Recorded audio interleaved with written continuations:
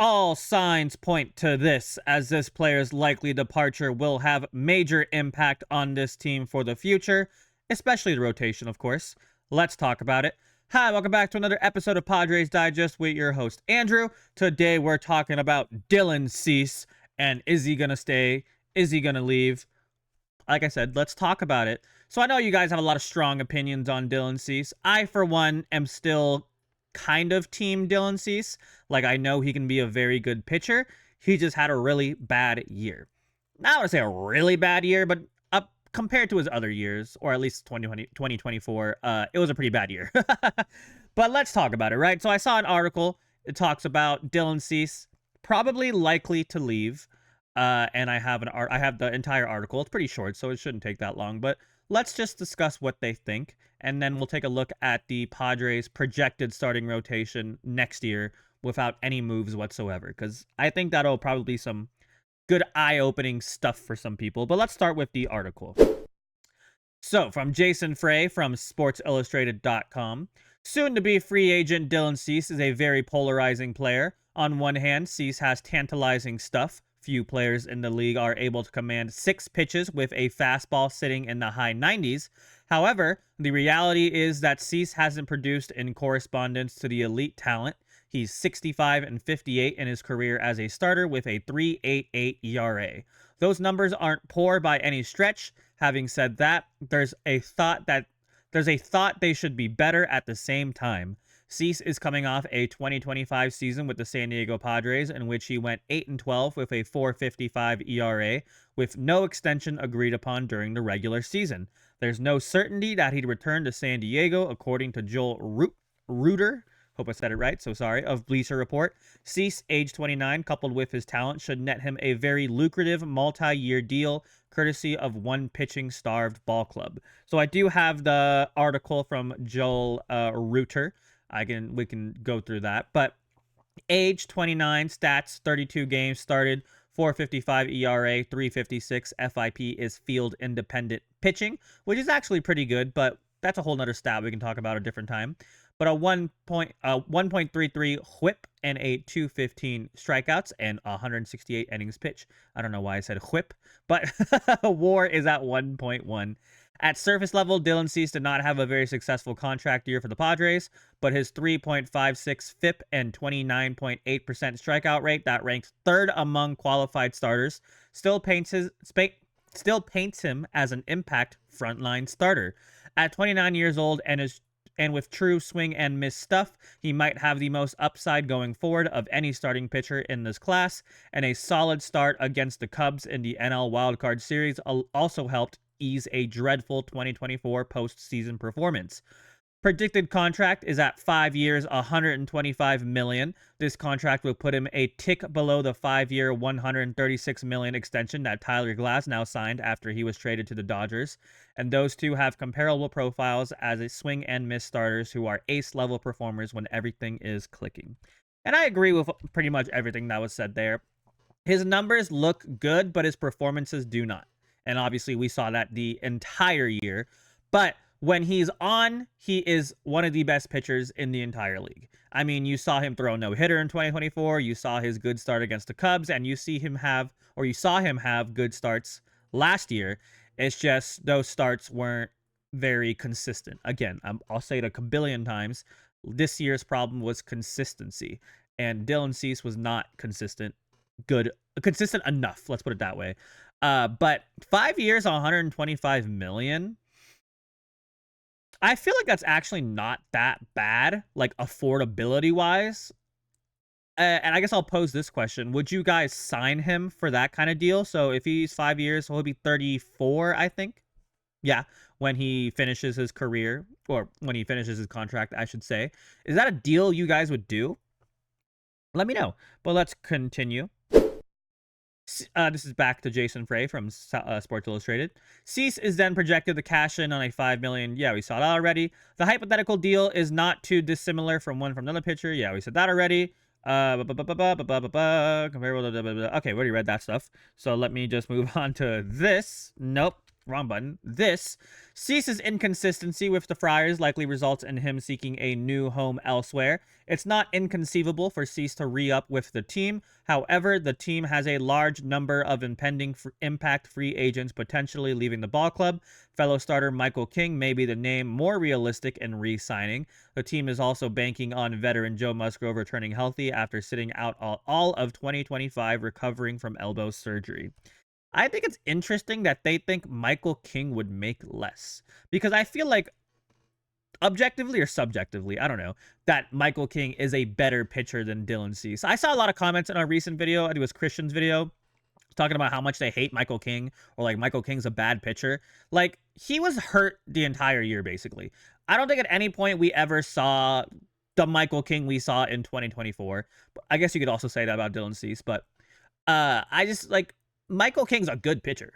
You know what I mean? Like, I just don't think, like I said, I think he was injured last year, so I don't think it's fair to judge his performance last year as that's the kind of pitcher that he is. I would assume Michael King would get a bigger deal in free agency, in my opinion. But if they're saying he's cheaper and the Padres could afford it, I would like to re-sign Michael King more than I would like to re-sign Dylan Cease.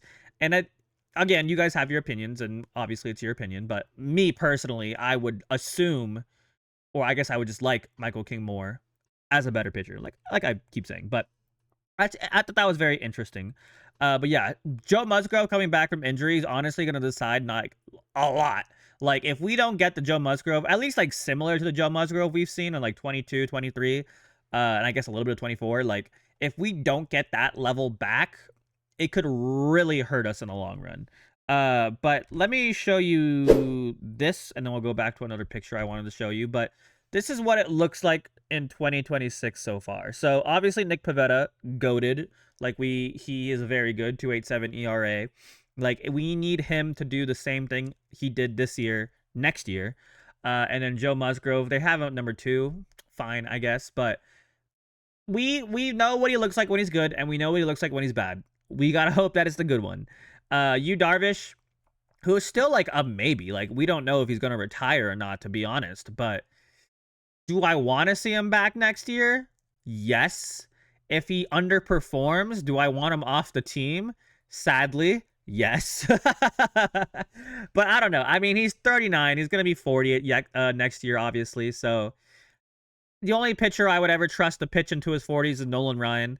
And yeah, I mean, there's been, Max Scherzer, he had a good game in the playoffs recently, but I don't know. It's just too much of a risk for me to get anyone over the age of 35, in my humble opinion. But Randy Vasquez, who is like the anomaly of the pitching rotation, he pitched good, but also bad.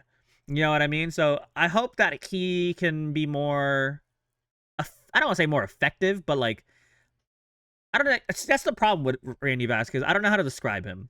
Like, I want him to pitch better, but he's pitching good. You know what I mean? And only if you watched Randy Vasquez pitch this year can you really truly understand what that means. But then they have JP Sears listed at number 5, which I get. I don't know how to feel about JP Sears still. Like, I feel like he's had good moments, and I feel like he's had really bad moments. But we have him for a while. Let's just see what happens, right? And then some other possible options. If I forgot anybody, let me know. But Omar Cruz, I don't know. I mean, maybe I feel like he was better out of the bullpen than he was as a starter, but he can start. Matt Waldron, who was good in 24 for like half the season, then fell off a cliff, and then we just barely saw him in 2025. But like, we know he can be good. And then Kyle Hart, who either has a good start or a bad start. There's like no in between. So I don't mind. I would rather have Kyle Hart over JP Sears, to be honest. We'll see how they perform in spring training. But I think personally, I would like to see him over JP Sears. But if we don't like Kyle Hart, we can, like it says on the bottom, we can buy him out for $500K so he can test free agency. But if we want to keep him, it would be $5 million, which is a lot. But I don't know. I mean, if they buy him out, I wouldn't be surprised. If we keep him, I wouldn't be surprised. But let me know how you guys feel.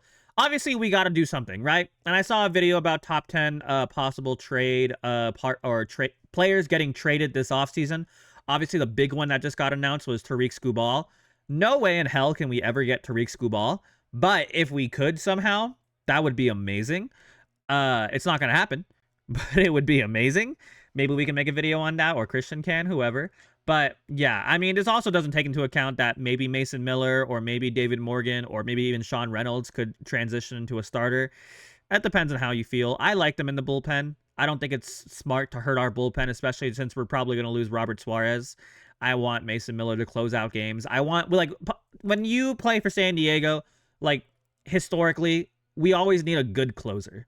Besides, like, Mark Melancon. But, like, San Diego's known for our closers. So let's not try to, like, experiment too much. Let's have a lockdown player at the closing position, in my opinion. But yeah, Dylan Cease. So the weird thing about Dylan Cease, right? They're talking about how he pitches like 6 pitches, but like in reality, he doesn't. He has 2 pitches and then he throws in some stuff every once in a while. And I remember one of the problems we were talking about this year is how much he only throws a fastball and a slider. But even last year, 2024, he did basically the same exact thing, but was way more successful. So that's why I don't know how to feel about Dylan Cease. I don't know how to feel about him this offseason, but I guess we'll see, right? I'm not going to get too deep into the numbers. I'll let you guys pause and look at them pretty soon. But like the biggest thing, obviously, the pitching run value was average in this year. And then last year, it was like one of the best in the entire league. So yeah, but his fastball got worse. I guess his breaking run value got worse. But like he's still getting people to strike out. Like his strikeout percentage, whiff percentage, chase percentage, like some of the best in the league. So I don't know.